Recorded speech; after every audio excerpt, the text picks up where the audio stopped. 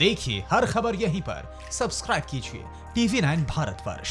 कांग्रेस के राष्ट्रीय प्रवक्ता रणदीप सुरजेवाला ने आज भाजपा पे कई आरोप लगाए। इस वक्त मेरे साथ मौजूद हैं गुलाबचंद कटारिया, जो कि राजस्थान के नेता प्रतिपक्ष हैं और दिग्गज नेता हैं भाजपा के। बात करते हैं गुलाब जी, आज साफ तौर पे आरोप लगाया है, एक तथाकथित ऑडियो को लेकर भी साफ तौर पे बीजेपी पे कहा है, आपका क्या कहना है? तो मेरा कहना है कि गृह विभाग मेरे पास लंबे समय तक रहा है। जब कभी भी किसी का कोई टैपिंग करते हैं तो उसको अधिकृत फाइल चला करके जो भी संबंधित संस्था है जो करना चाहती है उसको अधिकृत रूप से स्वीकृति देते हैं। उसके बाद ही उसके एक नहीं 10-50 फ़ोन भी होंगे तो वो टैप करने के लिए उसको इजाज़त देते हैं। बिना कोई किसी इजाज़त से कोई भी आपस में एक दूसरे की बातें टैप करके कोई अगर मुकदमा दर्ज कराए तो उसकी वैलिडिटी वो नहीं है जो हम चाहते हैं। और जो गजेंद्र सिंह जी के बारे में कहा, उन्होंने बहुत आउटराइट रिजेक्ट किया कि चाहो जिस संस्था से आपको इसको टैपिंग इसको करना है उसकी जांच करवा लो।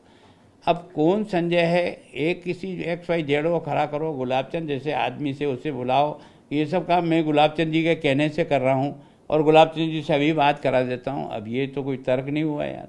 मेरी जब तक कोई वर्ष नहीं हो, मेरी बात नहीं हो, तब तक उसकी कोई वैलिडिटी नहीं। तो मैं सोचता हूँ इस प्रकार का जो आपसी एक तरह से स्वयं के घर के झगड़े को दूसरे पर ठोपने की जो कोशिश कर रहे हो। SOG के 2 लोगों को आपने पकड़ा इतने दिन तक, वो 12 तारीख से आपके पास SOG में रिमांड पर भी रहे। SOG के बाद उसको जेसी भी कर दिया। अगर उसमें से कुछ तथ्य निकले तो आगे बढ़ो ना, ताकि कम से कम पता तो लगे कि वास्तव में है क्या चीज़ है। सर, जो ऑडियो भेजा गया वो मुख्यमंत्री आवास से, आपने ही बताया अभी भेजा गया ऑडियो भेजा गया, क्या लगता है कि मुख्यमंत्री आवास से ही ऑडियो आ रहा है? क्या इसकी प्रामाणिकता है? क्या अब बीजेपी, अगर आप कह रहे हैं उनका वीडियो ऑडियो नहीं है, तो बीजेपी मामला दर्ज कराएगी? देखो, विषय को पूरा समझने के बाद उसकी सब ऑथेंटिटी में इनको यही कहता हूँ कि आप जल्दी मत करो। किसी बात में कुछ बोलना चाहते हो ना, तो पहले उसके पूरे तथ्य को इकट्ठा करो। इकट्ठा करने के बाद जब आपको पूरा विश्वास हो जाए कि हमारे पास सब प्रकार के तथ्य, उसके बाद बोलो तो राजनीतिक प्रतिष्ठा रहेगी। मैं सोचता हमें क्या करना है, इन सब बातों का हम अध्ययन भी करेंगे, एडवोकेट के साथ भी चर्चा करेंगे और करने के बाद किस स्टेप से हम आगे उठें उसको ध्यान में लेने के बाद करेंगे, निश्चित रूप से करेंगे। नहीं, वो तो सीधा सीधा रणदीप सुरजेवाला सीधा आरोप लगा रहे हैं। देखो, केवल विषय को, सीधे आरोप को भी किस रूप में, कैसे उसको अपन फॉर्म में लाएंगे, इसके लिए चर्चा करेंगे, एडवोकेट से भी राय करेंगे, किस तरह से हम कुछ प्रकार से इस केस को आगे बढ़ा सकते हैं। सब जाकर के इसको करेंगे तो ज़्यादा उपयोगी होगा। सिस्टम का SOG वगैरह नहीं, मैं सोचता हूँ कि ये जो कुछ भी प्रयोग इन्होंने किया ये उचित नहीं था। प्रयोग ये करने का अधिकार नहीं है। मेरा गुलाबचंद का टेलीफोन भी अगर आप टैप कराना चाहे सरकार किसी कारण से, किसी बात से, तो भी उनको फाइल पर जो है ना अधिकृत रूप से उनको लेना पड़ेगा कि हम इन लोगों के टेलीफोन टैप करा रहे हैं।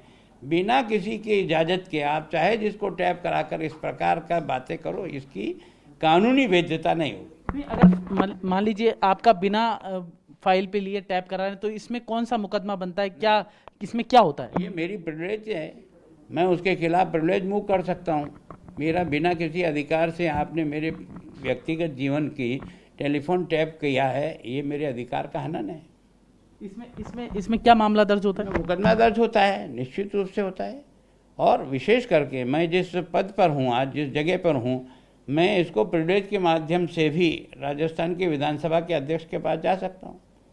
सर, एक सवाल और है, लगातार सवाल उठ रहा था आपके ही अलायंस के, जो अलायंस हो रखा है, उन्होंने, हनुमान बेनीवाल ने पूर्व मुख्यमंत्री वसुंधरा राजे पे सवाल उठाया है कि वो अशोक गहलोत से मिली हुई है और विधायकों को उन्होंने रोका है। ये कहाँ तक सही है? वो साफ तौर पे उन्होंने अपने ट्विटर हैंडल पे लिखा है, लोगों को भी कहा है। मैंने जैसे ही उसका ट्विटर पढ़ा था, मैंने सीधी उनसे बात की है और सीधी बात करने के बाद मेरी जो बात हुई है उसको ध्यान में रखते हुए मैंने वसुंधरा जी से बात की, क्योंकि मैं जिस जगह हूँ मेरा धर्म बनता है कि कोई व्यक्ति गलत दिशा में जा रहा है तो उसको ठीक करना। तो मैंने उनसे बात की, उन्होंने कहा वैसा मैंने किसी भी मीडिया के सामने और किसी के सामने नहीं, मेरे स्टाफ ने डाला है।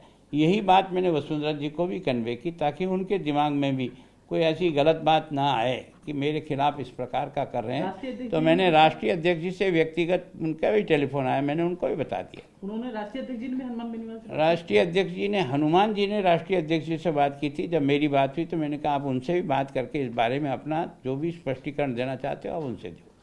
सर एक सवाल और है, अशोक गहलोत इस तरह के बयान दे रहे हैं, सचिन पायलट जो उनके ही उप मुख्यमंत्री थे और पीसीसी अध्यक्ष थे, उनका कहना है कि अगर स्मार्ट होना, अंग्रेजी बोलना, इसका मतलब ये नहीं कि बड़ा नेता होना, रगड़ा ही नहीं हुई, ऐसा कुछ कह रहे थे वो। आपका क्या कहना है? देखो मेरा कहना है कि वो इस प्रकार का सीनियर है, 3 बार राजस्थान के मुख्यमंत्री रहे, कांग्रेस पार्टी में अच्छे से अच्छे पदों पर रही है, और जिसके साथ वर्षों तक, जिनके और जिनके पिताजी के साथ वर्षों तक काम किया है, अपनी मन की खींच मिटाने के लिए इन बातों को कह करके उन्होंने अपनी गरिमा घटाई है।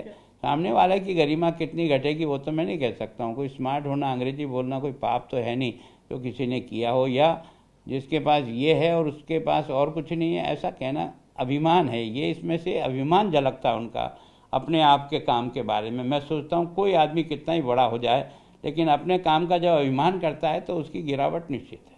गुलाब जी, अगर मान लीजिए कोई बीजेपी के अंदर है, वो अंग्रेजी बोलता है, स्मार्ट है और अच्छा दिखता है, तो क्या वो बीजेपी में बड़ा नेता नहीं बन सकता क्या? नहीं, बनना ही चाहिए। जिस आदमी में कैलिबर है, हमारे यहाँ कोई उम्र के साथ आदमी की कैलिबर और योग्यता नहीं बढ़ती है। आदमी में योग्यता किसी भी उम्र में हो सकती है। हमारे यहाँ तो पूरा इतिहास भरा पड़ा है, लोगों ने बहुत छोटी उम्र में भी कहा। और आपने देखा विवेकानंद जी तो यार दुनिया में डंका मारकर 39 साल की उम्र में भगवान के प्यारे हो गए, तो क्या क्या हो गया। टैलेंट तो किसी के पास हो सकता है, और उसको इस तरह से चुनौती देना, अपने आपसी विवाद में इस पर हल्केपन पे आना, ये उनकी गरिमा को एक तरह से कमजोर करता है, कमी करता है। अशोक गहलोत जी कह रहे हैं जब मैं 3 साल का था, जब मैं पहली बार एमपी बना तो वो 3 साल के थे सचिन पायलट। तो उसमें क्या हो सकता है यार, वो धरती पर बाद में आए, इसका मतलब कोई पाप थोड़ी हुआ क्या है। मैं जब पैदा हुआ था और मैंने जब राजनीति में काम शुरू किया था, उस समय अशोक गहलोत की उम्र भी 14 साल की होगी, तो क्या हो गया इससे। हो सकता है कोई धरती पर देर से आया होगा, कोई पहले आ गया तो पहले आ गया, तो कोई बहुत बड़ा तुरम कहाँ हो गया क्या। ऐसा नहीं, अभिमान करना चाहिए। तो आपका मतलब है आप कह रहे हैं कि आप 14 आप जब राजनीति में आए थे वो 14 साल के थे। हाँ तो हो सकता, क्यों नहीं है। मैं पहले पैदा हो गया तो इसमें क्या हो गया है। कोई मेरा बहुत पहले पैदा हो गया, इसका मुझे अभिमान है क्या। भगवान किसको टैलेंट कब देता है, कितनी देता है, उसकी उम्र के साथ क्या है, उसका जो कुछ भी कृत्य दिखता है। ये बात सच है कि जो कांग्रेस 21 पर सिमट गई थी, इस व्यक्ति ने उस समय इस कांग्रेस को उठाने के लिए राजस्थान में जिस प्रकार के दौरे करके इस पार्टी को खड़ा करने का प्रयास किया है, इसको राजस्थान की जनता कोई भी नकार नहीं सकता। ये सत्य सचिन पायलट, इस बात को स्वीकार करना पड़ेगा। और राजस्थान के मुख्यमंत्री को कहना हो, 5 साल में विधानसभा में 5 मिनट भी कभी बोले हों, राजस्थान की जनता की तकलीफ को लेकर के विरोध में बैठे जरूर थे, कभी आते थे और चले जाते थे, लेकिन इस व्यक्ति ने इस कांग्रेस पार्टी को उस परिस्थिति में से उठाने के लिए जो मेहनत की है, उसको कोई नकार नहीं सकता। तो आपको लगता है सचिन पायलट टैलेंटेड है, मेहनती है, लेकिन फल नहीं मिला? देखो, ये फल मिलना नहीं मिलना ये एक अपनी जगह अलग है, लेकिन किसी के काम को नकार करके इन शब्दों का प्रयोग करना किसी भी दृष्टि से उचित नहीं है। और इतना अभिमान व्यक्ति को कभी नहीं करना चाहिए। जिंदगी में कब कहाँ कौन सा क्षण कैसा आता है, उस पर भरोसा करके चलो। ऐसा अभिमान पालने की जरूरत नहीं है कि जो कुछ है, जो हम ही हैं, कोई दूसरा भी हो सकता है। तो उसके लिए भी आप इस प्रकार के शब्दों का प्रयोग आप जैसा व्यक्ति करे, मेरे को अच्छा नहीं लगा। तो ये थे गुलाबचंद कटारिया, जिन्होंने बड़ा आरोप लगाया अशोक गहलोत पर, जिन्होंने कहा है कि घमंड नहीं करना चाहिए राजनीति में। जैसे कि अशोक गहलोत ने कहा था कि जब मैं पहली बार एमपी बना था तो सचिन पायलट 3 वर्ष थे। तो इनका कहना है कि जब मैं राजनीति में गुलाबचंद कटारिया आए थे, उस वक्त अशोक गहलोत 14 साल के थे। ऐसा नहीं है कि टैलेंट होना चाहिए इंसान में, समय और उम्र कोई ऐसा नहीं है कि कोई वो है, कोई बैरियर है, ऐसा नहीं है। और साफ तौर पे उन्होंने कहा है कि घमंड कभी नहीं होना चाहिए राजनीति में। कब किसका दिन ऊंट किस करवट बैठे, ये समय बताता है। कैमरा पर्सन शक्ति के साथ जितेश जेठमलानी, TV9 भारत पर, जयपुर, राजस्थान।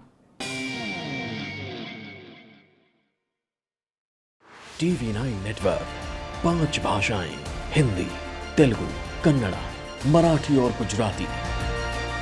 48 करोड़ इंप्रेशंस। देश का number 1 news network TV9 network.